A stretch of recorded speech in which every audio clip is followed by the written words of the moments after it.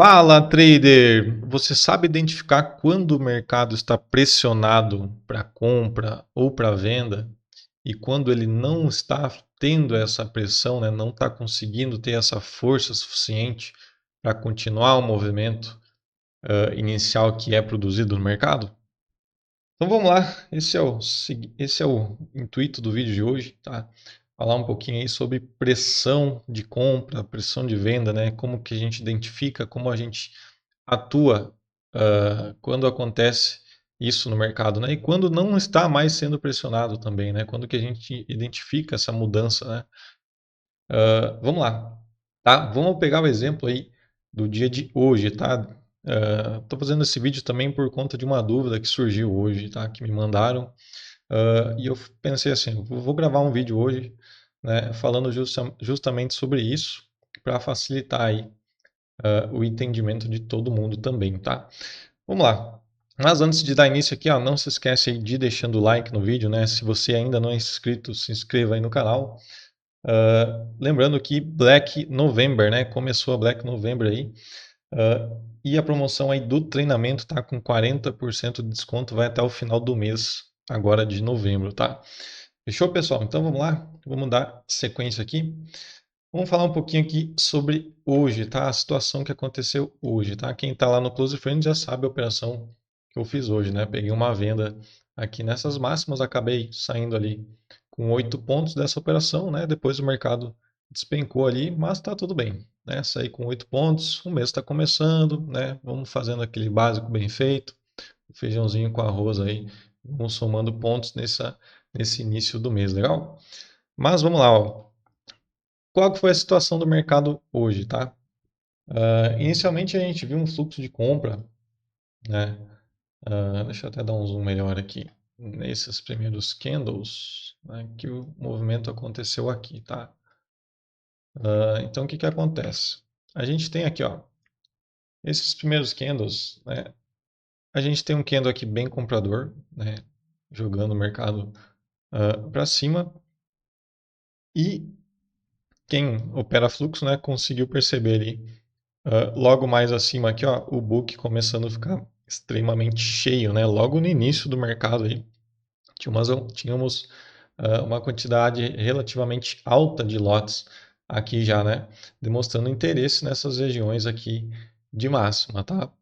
Então a gente vê um comprador hoje chegando aqui nesse primeiro momento, né? Nesse primeiro candle aqui, nos primeiros 5 minutos de mercado, ele vindo até regiões de máximas, né? Inclusive é um ponto que eu gosto de olhar bastante, tá? Ver aonde que foi a maior região com volume, né, do dia anterior, né? Então a gente tem aqui, ó, eu tenho o volume at price, né, que a gente consegue ver do dia anterior aqui, né?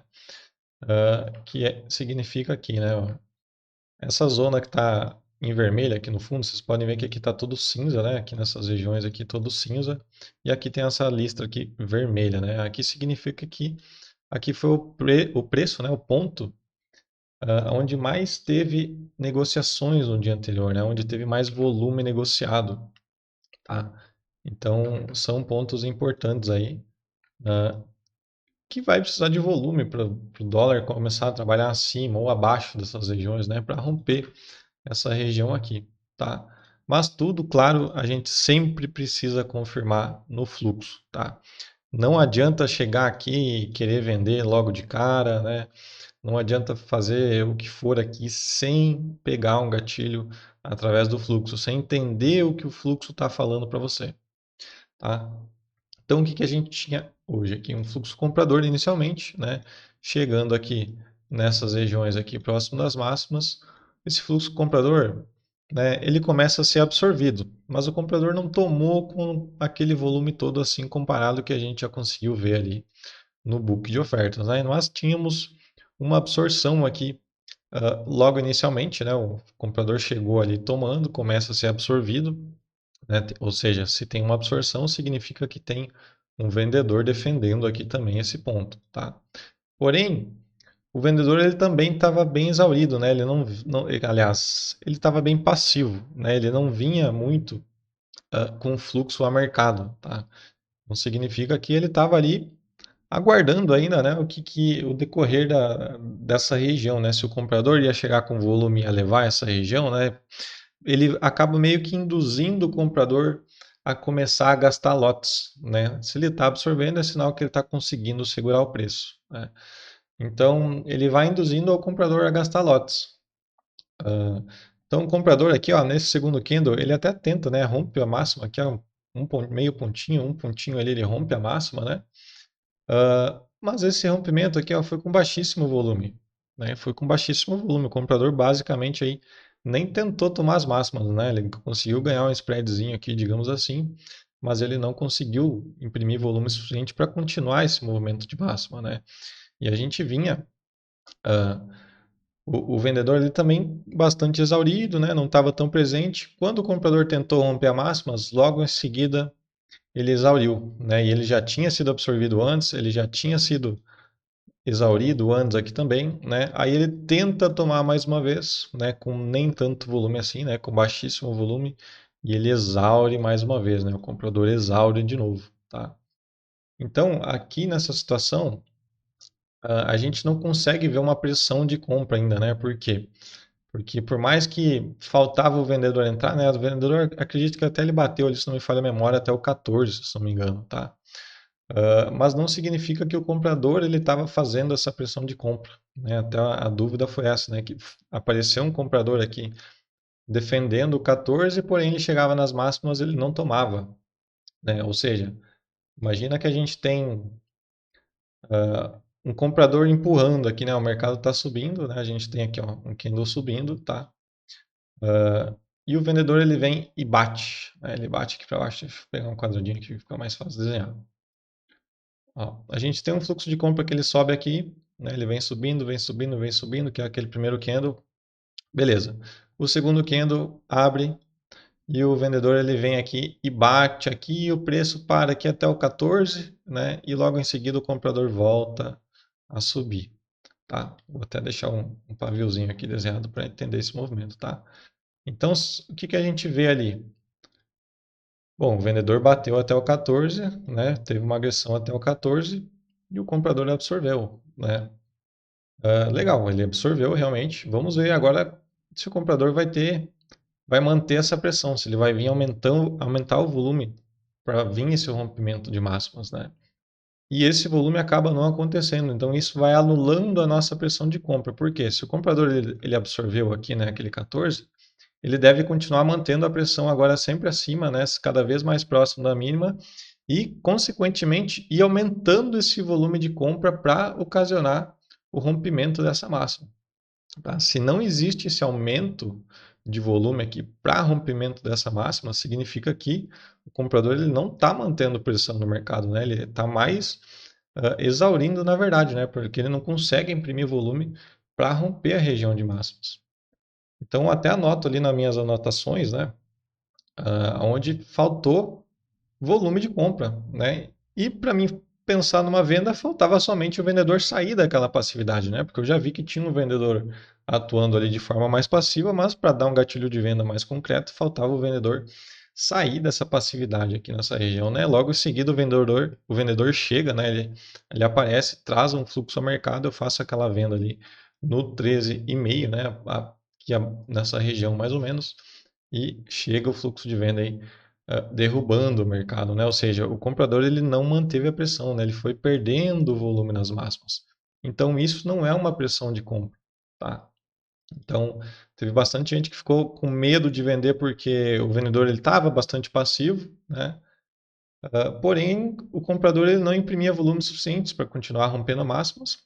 Bastou o vendedor sair da passividade que ele estava aqui, né? Veio bater abaixo ali da região e veio jogar o preço para baixo, tá? Então o vendedor começou a atuar e o comprador simplesmente sumiu desse mercado depois disso, tá? Então ele não manteve a pressão, faltou volume de compra, né? Exauriu o comprador lá nas máximas, chegou o vendedor derrubando o mercado, tá? Então esse movimento aqui de hoje, né, não é uma pressão de compra, né? A pressão de compra vai ser da seguinte maneira: o comprador vem tomando, né? A gente pode ver o seguinte agora: um vendedor, onde na verdade vai existir duas situações do vendedor, né? Ou ele vai começar a bater com bastante volume, e aí sim, né, se ele vir com bastante volume, a gente vai ter que ver o comprador aqui, ó, absorvendo essas regiões onde o vendedor bate, ou a gente vai ver um vendedor, né, vou deixar um quadradinho do outro lado, ou a gente vai ver um vendedor exaurindo, né, e ele chega até aqui e o comprador já joga o preço para cima de novo com facilidade. Tá? Então isso significa pressão de compra. Né? E quando o comprador joga o preço para cima de novo, né, por exemplo, chegou até aqui esses patamares agora. Né? Aí ele vem trabalhar acima aqui de novo no próximo candle, digamos assim, né, novos patamares de preço. E ele começa a manter a pressão agora aqui, ao invés de ir lá embaixo. Né? Ele vem subindo junto a essa pressão a todo momento no mercado. Né? Então, basicamente, vamos desenhar um pivô, né? Então, se o comprador rompe esse pivô, né, ele estava fazendo uma pressão de compra aqui, digamos assim, né? Ele vai subindo essa pressão de compra, rompeu aquele pivô ali, né? Essa pressão de compra agora, ela tem que estar aqui na máxima, ela tem que subir cada vez mais junto, né? E o comprador, quando rompe máximas, ele tem que continuar imprimindo volume cada vez mais para seguir esse movimento, né? Para dar continuidade nesse movimento. Então a pressão de compra a gente vai interpretar ela dessa maneira, tá? Nessas duas ocasiões, ou o vendedor vai bater e a gente vai ver nitidamente essa absorção de compra entrando aqui, né? E o comprador imprimindo cada vez mais volume para romper as máximas, né? E ele começa já a defender essas regiões, defende a região acima, e isso é uma pressão de compra. Agora, se o comprador, né, defendeu, por exemplo, aquele 14 aqui, né, e logo depois ele foi até as máximas e ele, ao invés de ele imprimir volume, ele está perdendo volume, né, ele está exaurindo, ele tenta fazer um rompimento aqui com baixíssimo volume e ele acaba exaurindo mais do que absorvido. Então isso não é mais pressão de compra. Né? Só faltava o vendedor chegar aqui e trazer deslocamento de preço, que foi o que aconteceu. Tá? Então, essa é a diferença entre a gente entender o mercado com uma pressão de compra, né, ou pode ser um cenário de venda também, né? Pressão de compra, pressão de venda, vai ser o mesmo cenário para os dois lados, tá? E quando o mercado não está fazendo uma pressão, né? Quando não está existindo uma pressão para a gente continuar a favor do movimento, né? No caso, a gente pega um trade mais propício aí no contra-tendência, que é o que aconteceu hoje, legal? Mas era isso aí, só queria sanar essa dúvida aí, né? Aproveitei já fazer um videozinho para vocês. Então, se você não entende ainda, né, não consegue identificar isso via fluxo, né, começa a prestar bastante atenção aí nos seus replays de mercado, né? Tenta identificar essa pressão de compra, pressão de venda, né? Quando o mercado está fazendo essa pressão e quando não está surgindo essa pressão, né? Quando digamos que é uma falsa pressão, né? Ele absorve, porém ele chega nas extremidades ali para continuar o movimento, né? Esse fluxo não tem continuidade, né? Acaba mais exaurindo do que sendo absorvido, tá? Então essa pressão vai se anulando por conta disso. Fechou, pessoal? Então um videozinho rápido aqui hoje só para explicar aí um pouquinho disso para vocês, legal? Se você assistiu até aqui, né, não se esquece de deixar o like, né? Deixa a sua dúvida aí, se caso surgiu aí no comentário também, legal? E se você não é inscrito, se inscreve no canal para fortalecer aí a gente a cada vez trazer mais vídeo aí para vocês, legal? Vou ficando por aqui, nos vemos numa próxima oportunidade. Um grande abraço e tudo de bom.